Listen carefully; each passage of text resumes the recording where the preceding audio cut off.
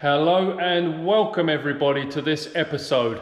It's actually the same day as the last episode, it's just that I thought I'd do a little bit more before I left. In the last, is it 2 or 3 episodes now, I explained that I had a clonking noise with the gearbox when I went accelerated hard or took my foot off the accelerator. It's had a leak that started on the side cover here. I'm not sure if it's the bellow or if there's a crack or something, I don't know. So that's the reason I've taken the gearbox out. In this episode I'm going to try and diagnose the problem. If I can't, or if it's not worth repairing, I have a couple of sources of getting a replacement gearbox. Again, I don't know if they're any good because it's a bit of a gamble with these using used parts because these cars are so old, but yeah, that's the only option I have at the moment. So yeah, in this episode I'm going to do a little bit of diagnosis and take the axle tubes off and the brakes and everything like that, and I'm going to inspect on this side just to see if there's anything obvious that's broken or worn or anything like that. But first of all, I think I'm going to give it just a little bit of a clean up with the wire brush. I'm not going to go crazy because if it's broken it's trash, but I'm just going to give it a little bit of clean up so none of the dust and dirt gets in there when I take the covers off.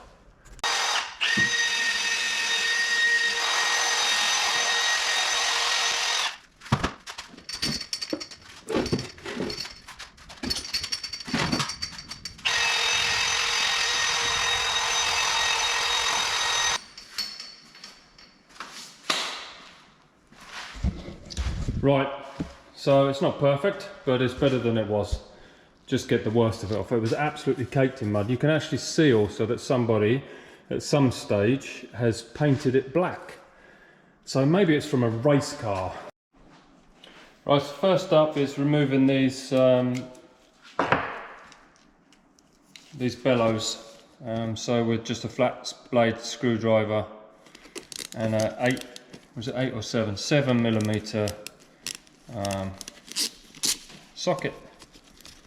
You just undo these. They're actually split all the way down one side, and you should always, when you replace these, is they shouldn't be pointing all the way up just like this one is. I think this is actually slipped, I don't know, but they should be like either 1 o'clock or 11 o'clock, because when your suspension, when this goes up and down with the suspension, it puts strain on the joint. So if it's just to one side, it actually puts the strain on the part where the screws aren't. So always put them that way up, and equally don't put them at the bottom because then they're likely to leak, obviously. So these are easy to take off.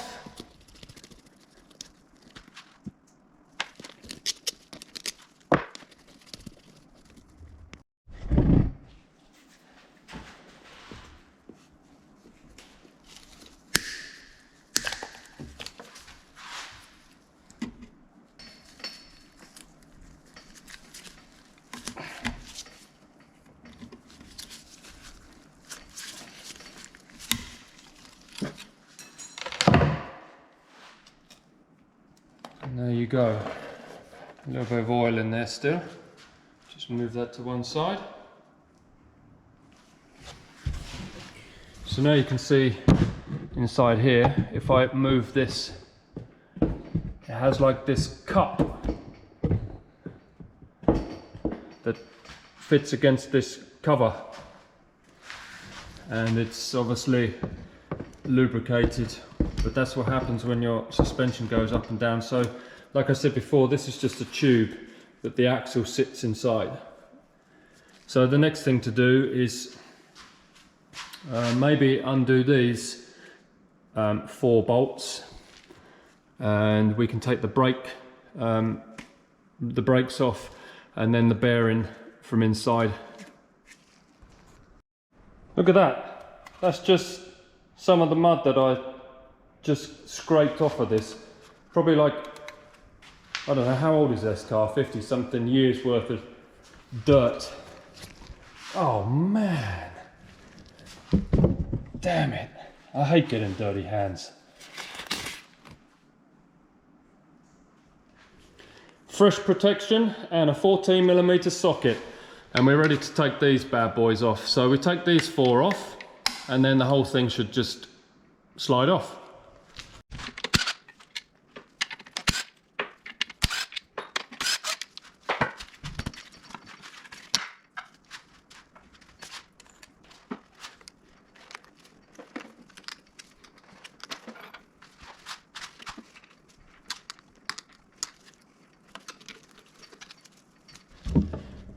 Okay, with those bits removed, which are here, I'm going to go into more detail about the sequence of where they go when I reassemble everything. So the next stage is I need to remove this cover plate here. So it's just these 6, I think they're probably 13mm sockets on these, and then we're going to remove that cover.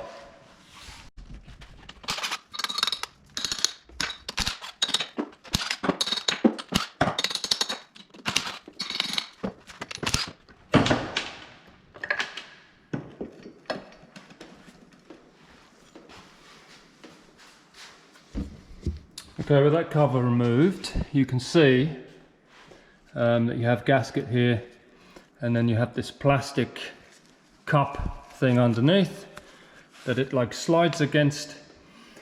So I should be able to, with a couple of pulls, remove the bearing off the end and just slide this whole tube off.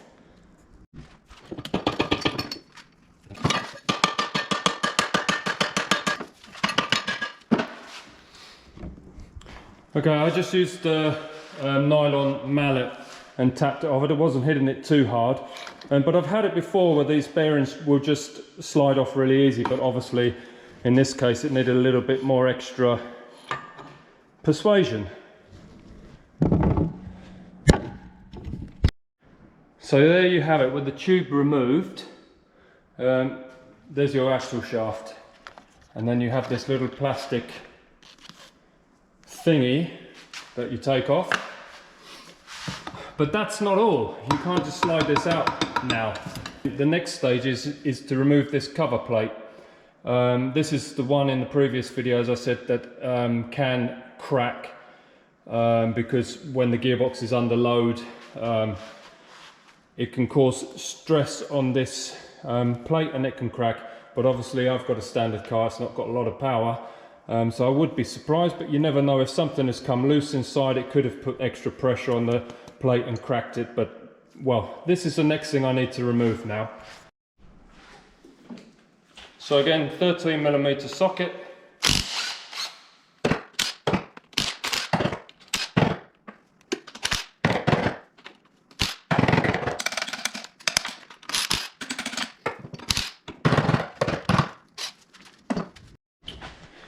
Okay, so I've just moved the gearbox up on its end and put a couple of bits of wood under here because the shaft actually sticks out past this face. So I just put these wood there so I can put the gearbox upright. So this cover plate is proper stuck on, probably from just years of dirt and everything, a little bit of corrosion. And you'd probably be tempted to smash it with a hammer on this, but because this is aluminium, that would be likely to snap off, so be really cautious. You can give it a little bit of a tap, don't go crazy. But you can also see there's a little lug here, similar to what you have on the engine case. So that's a place I can have a little tap. So I'm hoping as soon as this like seal breaks, then it should slide off. So I'm just going to tap this little bad boy and see what happens. So I actually got an aluminium drift and a copper mallet.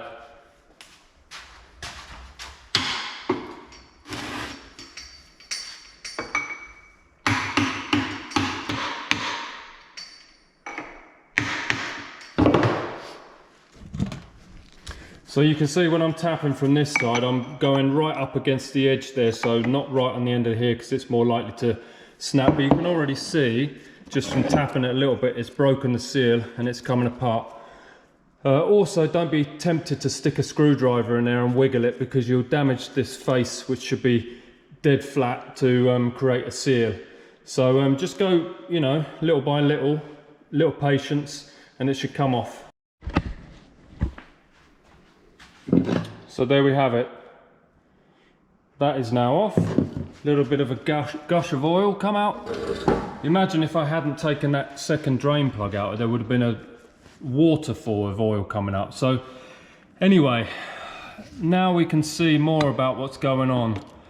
So the shaft has like a, I don't know how you would say it, a flat piece on the end, and you can't just pull that out. It actually has like a collar either side of it, like half moon collars that hold it, stop it from slipping out. So in order to remove this, there's a circlip there which pops off, and then a big fat washer, and then the three pieces come out in one piece. The whole thing will slide out. But before I do that, I was kind of hoping there might be something like obvious and staring me in the face, but yeah, there isn't. I mean, that, I think that is the noise. I mean, but it doesn't feel bad like this. But you know, everything amplifies if you go through the shaft to the wheel. It's a lot different than if you're wiggling it like this. So I'm interested to see what the other boxes are like, but I'm going to take this apart anyway, just to see if I can find a reason why there is a problem. And I think it's quite good for these videos as well, that we see how to disassemble these shafts. Actually, now if I lift this up and wiggle it like that backwards and forwards, I'm not sure if you pick it up on the camera,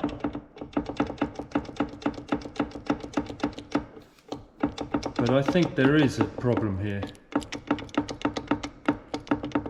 Yeah, definitely.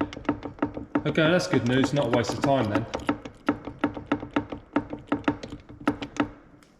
Why am I so pleased to have a problem?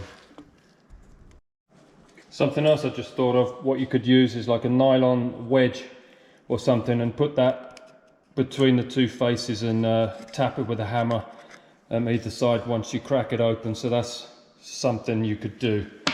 Okay, so next up I've got some circlip pliers. Always wear eye protection. Always wear eye protection when you're dealing with circlips, because they can ping off and catch you in the eye. Okay, so there we go. Boom. We pop that off. Now there should be, oh yeah, there it is. So there's a big fat washer with a knobbly bit. So that comes off. And then this is the interesting bit. So when I slide this out, you can see what comes with it are these like half moon pieces that lock against this flat piece on the shaft and rotates. Pretty clever actually. And yeah, there's obviously two of them. So I'll just put this shaft down, and then we have this, if I can get it out, there we go. And then this is part of your differential. You can see the gear on there. So if I have a look,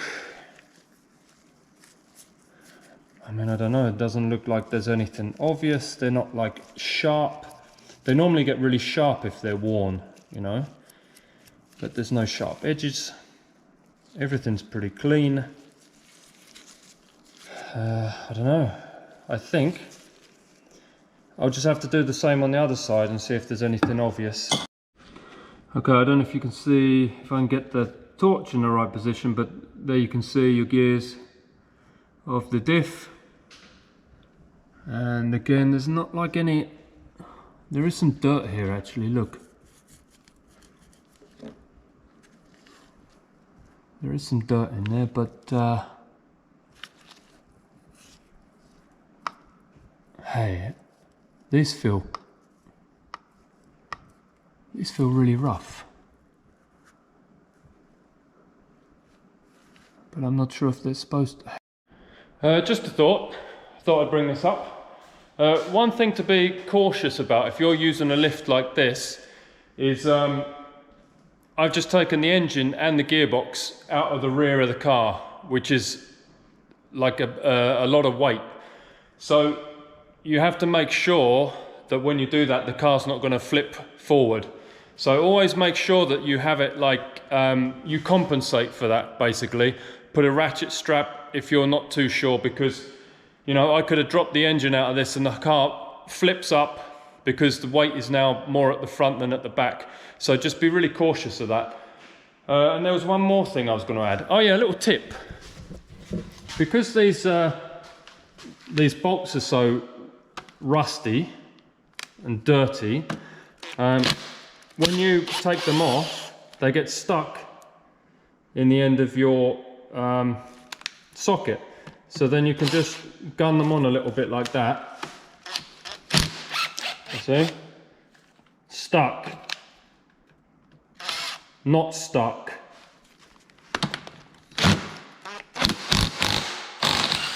Stuck.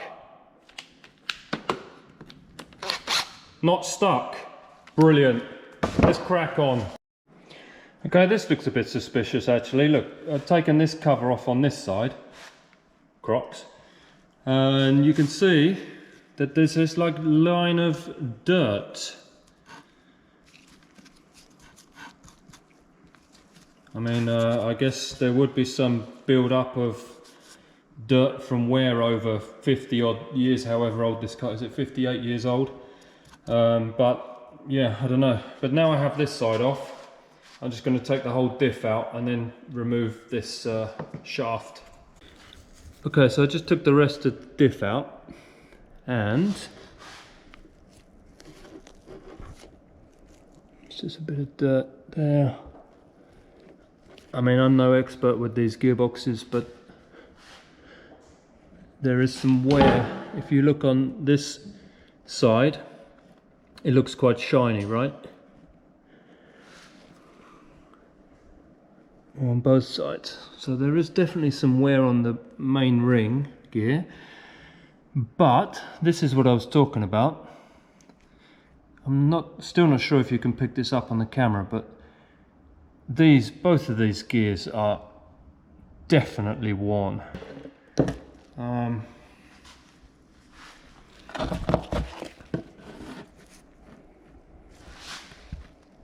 Yeah, these two are worn. Okay, so today is Tuesday and I've just left from work and I'm on my way to a friend of a friend's place who is apparently got some gearboxes in stock and is willing, hopefully, to sell me one. I've also put my old one in the back of the van for him to have a look at, because apparently he knows quite a lot about gearboxes, unlike me. And he's going to have a look at it, and just to confirm what I think is the problem. So it's good to get an opinion, you know. So yeah, so I'm on my way. So hopefully I'll get a complete gearbox so I can just slip it in and get it back on the road. Right, so it's now Thursday. Tuesday I went to see this guy who has a lot of knowledge about gearboxes. Absolutely lovely guy. He had a few race cars there. He does lots of drag racing, builds his own gearboxes and stuff like that. So he knows a hell of a lot more than I do about gearboxes. And he inspected all the parts from my gearbox, and he says that they're absolutely fine. They're not that badly worn. There's obviously some wear on them because it's old, but he said it's very usable. So I'll show you what I thought that the problem was. This is inside the diff, and when I looked at these gears, I thought that they were worn. And when he saw them, he had a good look at them. They mesh with these, and he said that they have good surface contact. He also checked the actual drive gear in the gearbox. He checked the bearings. He said that these can wear these half moon bits that fit against the drive shaft. And he also checked this ring gear, and he said they're all very usable, so he suggested I put this back together. Another interesting thing he said, I didn't realise that these are actually sided, and luckily I had wiped one of these with a rag, and I knew it was the first one I took out, which was the left one, so I marked this left so I can put them back how they were. So this would indicate my suspicions of what the problem was in the first place, being this fella. I also talked with Yanni, and he had said that he's heard similar things about these grey front gearbox mounts, which is odd. But while I was at the place on Tuesday, they had a 67 Beetle there, and we put it up on the ramp, and I checked the lash on the back wheels after we'd lifted it up, and it felt very similar to what my gearbox felt like before I took everything out. Also, I gave the engine a wiggle from the exhaust like I did on this, and the mounts, they don't move anywhere like what this one did. So it does indicate, after all of this, that it's the gearbox mount, and maybe the this end of the gearbox, because this is where the grey mount goes. Maybe this wiggled so much that it was knocking on the body of the car. But I mean, it's not a complete waste of time, because to change that gearbox mount, you have to remove the engine anyway, and you can undo all the bolts for the gearbox, and you kind of put a pry bar in, and you can just sneak in the new gearbox mount. So yeah, I mean, it's made good content anyway to take the gearbox out, do a gearbox removal video, and also to inspect this. Is, you know, it's always learning, so I don't feel like it's been a waste of time. And this is just what happens sometimes with these projects, you know, when you're trying to find a fault. But I had my suspicions, like from the start, that it could be this mount. But well, that's the way it goes. So it's only going to be like a couple of hours to get this gearbox together. I'll give it a good clean up as well, so it's a good opportunity to give that a clean before it goes back in. Also with the engine, I'll give the engine a bit of a clean up. We'll put the new oil in. So yeah, I'm going to put the gearbox all back together, and then we'll do like a reassembly video. I'll try and fit the gearbox and the engine in one video, and let's see if the problem is solved. Also, these rear mounts, these were brand new, and I've checked these and they look fine. So I'm going to reuse those, and hopefully, I think hopefully by this weekend, this will be back on the road and cruising around. So we still have half of the summer left, so I'll get some miles on it. But yeah, any questions or anything like that, again, I hope you like the videos. Please like and subscribe. I hope you learned something from this as well as I have. It's all a learning process for me as well, so it's been great. So in the next video, we'll put all this stuff together. Okay, brilliant. Thanks for watching, everyone. Cheers.